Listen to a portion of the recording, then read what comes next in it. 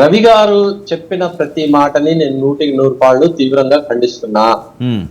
మీరు నాతో పాటు రండి, మదర్సాకి తీసుకెళ్తా, మసీదుకి తీసుకెళ్తా. మసీదులో కానీ మదర్సాలో కానీ తీవ్రవాదాన్ని గురించి కానీ హత్యాకాండల గురించి కానీ చెప్పడం మీరు ఒక్క చోట చూపించినా సరే మీరు చెప్పిన దాన్ని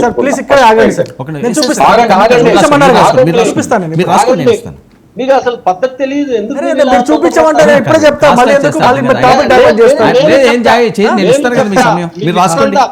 మీ చిట్టా తీసుకొచ్చా, మీ చిత్రగుప్తుడు, మీ పాపాలు చెప్తున్నా లైన్ గా చెప్తున్నా. ఉగ్రవాదాన్ని ప్రమోట్ చేసేది, ఉగ్రవాదాన్ని ముందుకు నడిపేది ఆర్ఎస్ఎస్ సంస్థ. గాడ్సే ఎవరండి? ఏ సంస్థలోంచి పుట్టుకొచ్చాడండి?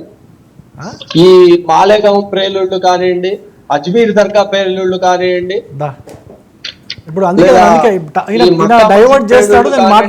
ఇవన్నీ చేసింది ఎవరండి? బషీర్ గారు వినండి. నిన్న చెప్తా వినవే బాబు. అరే ఇన్నవాడు మళ్ళీ నేను చెప్తా విను. మళ్ళీ నేను చెప్పేది విను. అరే మీరు ఆగండి, నేను చెప్తా. మీరేమంటారు? మదర్సాల్లో ఎక్కడ కూడా ఇట్లా చెప్పారని చెప్పారు. నిన్న మెదక్లో మా ఎంపీ గారు రఘునందన్ రావు గారు కూడా దాని గురించి కంప్లైంట్ ఇచ్చారు. మదర్సా పక్కన శివాలయం ఉందండి. చిన్న పిల్లలు 12-14 ఏళ్ళ పిల్లలు మదర్సా నుంచి బయటకు వచ్చి శివాలయంలో పోయి శివాలయాన్ని మొత్తం ధ్వంసం చేసినారు. అదే నేర్పిస్తారా మీ మదర్సాల్లో? ఒకటి. నిన్నగాక మొన్న మన సికింద్రాబాద్లో ముత్యాలమ్మ టెంపుల్ పైన పక్కనున్న మసీదుల నుంచే కదా వచ్చిండు వాడు. పక్క ఉన్న మసీదుల నుంచి వచ్చి వాడు ముత్యాలమ్మ టెంపుల్ని ధ్వంసం చేసిండు. చాలా అవమానకరంగా వాడు అది చేసిండు. మరి అది ఎవరు నేర్పిస్తున్నారు? ఇంకా సంఘటనలు చెప్పనా? అంతేందుకు వరంగల్లో పూజారి వరంగల్లో పూజారి హత్య జరిగింది. ఒక ముస్లిం వచ్చి వరంగల్ పూజారిని హత్య చేసిండు. అది ఎవరు నేర్పిస్తారండి? ఏం మాట్లాడుతున్నారు? కంప్లీట్ చేసి మీరు మాట్లాడండి. ఆరోపణలకి సమాధానం చెప్పాల్సిన బాధ్యత నా మీద ఉంది. ప్రతి ఆరోపణకి నేను సమాధానం చెప్పండి. ఏ ఇంటిలో కూడా ఏ ముస్లిం కూడా, భారతదేశంలో ఉన్న భారతీయ ముస్లిం ఎవ్వరు కూడా పాకిస్తాన్కో ఇంకొక దేశానికో సపోర్ట్ చేయడాన్ని అసలు ఖురానే ఒప్పుకోదు. ఖురాన్లో స్పష్టంగా ఉంది, నువ్వు ఏ దేశంలో ఉంటే ఆ దేశాన్ని ప్రేమించు, ఆ దేశం ప్రకారమే నువ్వు నడువు అని చెప్పేసి ఉంది తప్పనిచ్చి మనం ఈ దేశం కాదు పాకిస్తాన్ గురించి మాట్లాడు లేదా సౌదీ అరేబియా గురించి మాట్లాడు అనేది లేదు. దీన్ని నేను తీవ్రంగా ఖండిస్తున్నా. వీళ్ళు ఈ ఆర్ఎస్ఎస్ బీజేపీకి చెందిన శ్రేణులకు ఇది ఒక ఫ్యాషన్ అయిపోయింది. అరే నీకు సిగ్గుండాలి కొంచెమన్నా? నువ్వు భారతదేశంలో మాట్లాడుతావు, మళ్ళీ పాలస్తీనాకి సపోర్ట్ చేస్తారు. మీ వాళ్ళు పాలస్తీనాకి సపోర్ట్ చేస్తారు. పాలస్తీనా అటాక్ చేస్తే ఇక్కడ పాలస్తీనా మీకు చిన్నానా? పాలస్తీనా మరి మీకు పెద్దనా? ఇరాన్ ఏమైనా మీకు పెద్దనాయనా? వాళ్ళు మరి ఒకే జరిగితే ఇక్కడ ఎందుకు మీరు ర్యాలీలు ఇస్తారు? నాకు అర్థం కాదు. మీరు ఉంటున్న దేశాన్ని మీరు పూజించాలి, ప్రేమించాలంటే పాలస్తీన్లో ఏమైనా జరిగితే ఇక్కడ ఎందుకు అల్లర్లు జరుగుతాయి? మీ ఇరాన్ లో ఏమైనా ఇక్కడ ఎందుకు అల్లర్లు జరుగుతాయి? ఆఫ్ఘనిస్తాన్ లో, పాకిస్తాన్ లో ఏమైనా ఇక్కడ ఎందుకు అల్లర్లు జరిగేది? మరి ఏం మాట్లాడతావు? స్టోరీలు చెప్తావు. స్టోరీలన్నీ పురాణాలు ఇక్కడ చెప్పకు. ఇవన్నీ నిజాలు. నేను మాట్లాడుతున్నాను నిజాలే. నేను అన్ని నిరూపిస్తా. అన్ని తెలిసిన నిజాలే, అన్ని రికార్డెడ్ నిజాలే చెప్తున్నాను. అరే పాలస్తీన్ లో అటాక్ అయితే మీరు ఇక్కడ ర్యాలీలు ఎందుకు తీస్తారు? అక్కడెక్కడో డెన్మార్క్ లో ఏదో జరిగితే ఇక్కడ ర్యాలీలు తీస్తారు. మీరు ఎక్కడెక్కడో అదేదో చేస్తే ఇక్కడ ర్యాలీలు తీస్తారు. మరి అంటే భారతదేశంలో మీరు ముత్యాలమ్మ గుడి పైన దాడి జరిగితే మీరు ఎందుకు ర్యాలీలు తీయలేదు? ముత్యాలమ్మ గుడి పైన దాడి జరిగితే మీరు ఎందుకు ర్యాలీ తీయలేదు? నిన్న శివాలయాల్లో మీ మదర్సా పిల్లలు వచ్చి శివాలయాన్ని ధ్వంసం చేస్తే మీరు ఎందుకు ర్యాలీ తీయలేదు? అంతెందుకు చేయలేదు? మీరు ఎందుకు చేయలేదు? బెంగాల్లో హింస ఆపాలని చెప్పేసి ఎందుకు ర్యాలీ చేయలేదు? నాగపూర్లో ర్యాలీ జరిగితే ఎందుకు చేయలేదు? వినాలండి రవి, మీరే ఒక్కరే మాట్లాడితే డిబేట్ అవ్వదు. ఆయన ఏం చెప్తారు మీరు వినాలి కదా. పనికిరాడు. సరే, ఆయన జూమ్ లో ఇస్తాను కదా అవకాశం, మీకే ఎక్కువ తీసుకున్నారు. మీరు మాట్లాడండి బషీర్. ఇలా టైప్ ఏంటంటే మొగుడిని కొట్టి మగసాలగా ఎక్కినట్టు వీళ్ళు తప్పుడు పనులు చేసి అవతల వాళ్ళ మీద. చెప్పు, నువ్వు చెప్పేది చెప్పు. నువ్వు మాట్లాడకుండా ఉండు. ఓకే, నువ్వు శుద్ధపూసల మాటలు చెప్పు. కరెక్ట్ గా చెప్పేవు, నువ్వు చెప్పేది ఉంటే. శుద్ధపూస మాటలు నువ్వు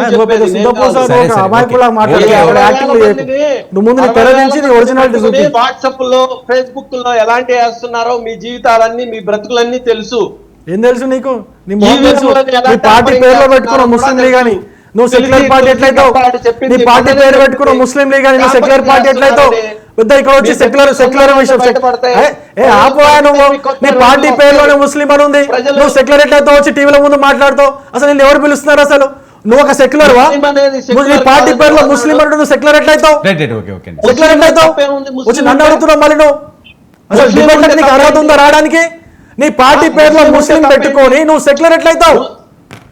నీ పార్టీ పేరులో ముస్లిం పెట్టుకొని నువ్వు సెక్యులర్ ఎట్లయితావు? నాకు అర్థం కాదు. సెక్యులర్ దేశంలో మళ్ళీ సెక్యులర్ ఉండాలంటావు.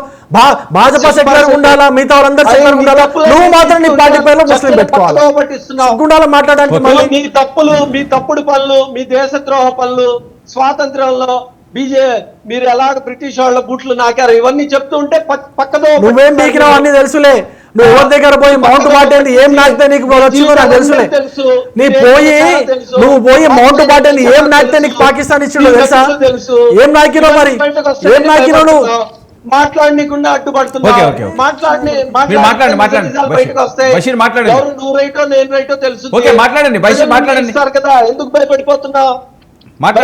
అవసరం ఏంటి? ఓకే బషీర్ పాయింట్ లో రండి. ఆయన అబ్జెక్ట్ ఒక్క నిమిషం వెయిట్ చేయండి. పాయింట్ లోకే వస్తున్నానండి. ఆయన చెప్పేది 100% రాంగ్. ఏదో ఒక చోట అరచోట జరిగితే ఆ మొత్తాన్ని తీసుకొచ్చి మొత్తానికి పోయటం అనేది రాంగ్. ఇప్పుడు వీళ్ళ ఎంపీనే అక్కడ మాలేగాంలో బాంబు బ్లాస్ట్ చేసింది. ఆమెకు మరణశిక్ష ఏమని నేషనల్ ఇన్వెస్టిగేషన్ ఏజెన్సీ కోర్టులో వాదించింది. అంటే వాళ్ళ ఒక ఎంపీ ఇలా చేసిందంటే దాన్ని పట్టుకుని మొత్తం మనువాదులు, మొత్తం హిందువులందరూ ఇలాంటి తీవ్రవాదులే అని చెప్పి నేను చెప్తే అది కరెక్ట్ గా ఉంటుందా? నాకు విజ్ఞత ఉంది కాబట్టి నేను చెప్పను. విజ్ఞత లేని వాళ్ళు అలానే అందరికి పూసి దాని నుంచి ఎలక్షన్ల పరంగా లబ్ధి పొందడం కోసం. ఒక విషయం అండి, ఎవరైతే అక్రమదారులు వస్తున్నారో అవి ఎక్కడైతే ముస్లిం ఆ కమ్యూనిటీ ఎక్కువ ఉంటుందో ఆ ప్రాంతాల్లోనే షెల్టర్లుగా ఉండే అవకాశాలు అయితే చాలా ఎక్కువ ఉన్నది అని. మిగతా ప్రాంతాల్లో వాళ్ళంతా యాక్టివ్గా ఉండలేరు, ఫ్రీగా ఉండలేరు. అది పాత బస్తీ అవనండి, అది ఇంకో బస్తీ అవనండి. వినండి నేను చెప్పేది వినండి. సో అలాంటి వాళ్ళని మీరు నిజంగా భారతీయులు ఇక్కడ గాలి పీలుస్తున్నాము, ఈ దేశం మాది అనే విశ్వాసం ఉన్న వాళ్ళు ఎందుకు వాళ్ళని పట్టించడం లేదు? పోలీసుల పాత్రేనా అది? మీరు చేయకూడదా అన్నది చాలా మంది ప్రశ్న. ఇప్పుడు వాడు పాకిస్తాన్ నుంచి వచ్చాడు, వాడు పాకిస్తానోడు అనేది డిసైడ్ చేసుకోవడానికి, వాడి పేపర్లన్నీ చూపించడానికి, వాడి పేపర్లు చూపి మనం అడగడానికి మాకే హక్కు ఉంది? మేము ఏదైనా అడిగితే వాడు చూపిస్తాడా? చూపిడు కదా. ఆ మాత్రం తెలుసుకునే అవకాశం ఉంటుంది కదా. ఎలా తెలుసుకునే? ఇప్పుడు పాకిస్తాన్ అంటే ఇండియా వాళ్లే కదా, ఇండియాలో నుంచి వెళ్ళిన వాళ్లే కదా. ఇప్పుడు అద్వానీ ఎక్కడి నుంచి వచ్చాడు? పాకిస్తాన్ నుంచి రాలేదు అద్వానీ పాకిస్తాన్ లో నుంచి ఇండియాకు వచ్చాడు. బీజేపీకి సంబంధించిన టాప్ లెవెల్ లీడర్స్ అందరూ పాకిస్తాన్ లో నుంచి ఇండియాకు వచ్చారు. సో ఇండియాకి పాకిస్తాన్కి తేడా ఉంది, ఇండియాకి బంగ్లాదేశ్ కి తేడా ఉంది. వాళ్ళందరూ మన వాళ్లే కదా. వాళ్ళందరినీ కలిపి అఖండ భారత్ తయారు చేస్తాం అని చెప్పి ఆర్ఎస్ఎస్ బీజేపీ వాళ్ళు ఎవడో పాకిస్తాన్ నుంచి 10 మంది వచ్చారు, వాళ్ళు వచ్చేసారు ఇచ్చేసారు అని చెప్పేసి ఎలా అంటావు? ఒకవేళ నిజంగా వాళ్ళు పాకిస్తాన్ నుంచి వచ్చారని నీకు తెలిసిందనుకో, వాళ్ళని నువ్వే తీసుకెళ్ళి బాబు మీరు అఖండ భారత్ లో మీరు భాగం రా బాబు, మీరు కూడా మాతో కలిసి ఉండండి అని చెప్పి నువ్వు కౌన్సిలింగ్ చెయ్యి. నువ్వే పోలీసులకు పట్టించు. మాకు కనెక్ట్ తెలిస్తే ఖచ్చితంగా ఏ ముస్లిం అయినా ఖచ్చితంగా పట్టిస్తాడు, అందులో అనుమానమే లేదు. ఆ పాకిస్తాన్ వాడు కావచ్చు, లేదా బంగ్లాదేశ్ వాడు కావచ్చు, ఇంకోటి కావచ్చు, వాడు విదేశం నుంచి వచ్చి ఇక్కడ చట్ట విరుద్ధమైన పనులు చేస్తున్నాడంటే ఖచ్చితంగా పట్టిస్తాం, అందులో అనుమానమే లేదు.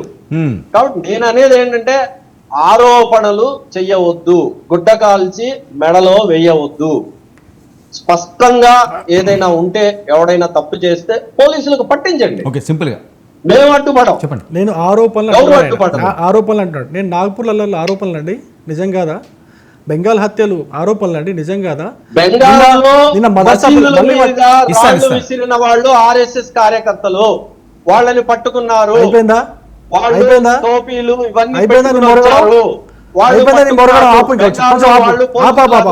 అవకాశం ఇచ్చారు కదా, నేను మాట్లాడి ఆరోపణలు అన్నారు కదా బషీర్ గారు. మీరు వినండి.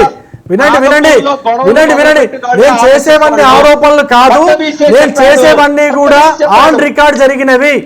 నాగపూర్లో హత్యలు చేసింది మీ వాళ్ళే, బెంగాల్లో హత్యలు చేసింది, ఇల్లు తగలబెట్టింది మీ వాళ్ళే. ఇంతే కాదు, నిన్న మెదక్లో శివాలయాన్ని ధ్వంసం చేసింది మీ మదర్సా నుంచి వచ్చిన విద్యార్థులే. అంతేకాదు రాజస్థాన్లో కన్నయ్యలాల్ని హత్య చేసింది కూడా మీ మదర్సా విద్యార్థులే. అంతేకాదు ఢిల్లీ అల్లర్లు జరిగినాయి. ఢిల్లీ అల్లర్లలో 50 మంది అమాయక హిందువులను హత్య చేసింది మదర్సా చాప్లే. అంతేకాదు ముజఫరాబాద్ లో ముజఫర్ నగర్ లో కూడా అక్కడ అల్లర్లు చేసింది మదర్సా చాప్లే. అంతేకాదు బెంగాల్లో అంతకుముందు జరిగినటువంటి హత్యలు కూడా నివాళి చేసిండే. 24 పరగణ జిల్లాల్లో 4 గ్రామాలను తగలబెట్టి అక్కడ ఉన్నటువంటి హిందువులను పలాయనం చేసింది మదర్సా చాప్లే. అంతేకాదు ఇక్కడ ఆంధ్రప్రదేశ్ లో కూడా జరిగింది అదే. ఆంధ్రప్రదేశ్ లో కూడా జరిగింది. ఏం మాట్లాడుతున్నావు? కర్నూలులో ఏమండి రథం పోతుంటే దేవుడు రథం పోతుంటే చేసింది మళ్ళీ ఆరోపణలు అంటాడు. ఆరోపణలు కాదు బషీర్, ఇవన్నీ ఆరోపణలు కాదు. నేను మంచిగా చెప్తున్నా, ఇవన్నీ ఆరోపణలు కాదు, ఇవన్నీ నిజాలు జరిగిన యాడ్ రికార్డు ఉన్నాయి. ఇవన్నీ కూడా ఏం మాట్లాడుతున్నావు? ఆరోపణలు అంటున్నావు. ఏమండి దేవుడు రథం మసీద్ ముందు నుంచి పోతుందని చెప్పేసి కూడా కొట్లాట చేసింది వీళ్ళు కదండి ఆంధ్రప్రదేశ్ లో. ఇవన్నీ నిజాలు కదా? మరి అప్పుడు ఏం మాట్లాడేందుకు? ఆరోపణలు మాట్లాడక ఇవన్నీ నిజాలు నేను చెప్తున్నా.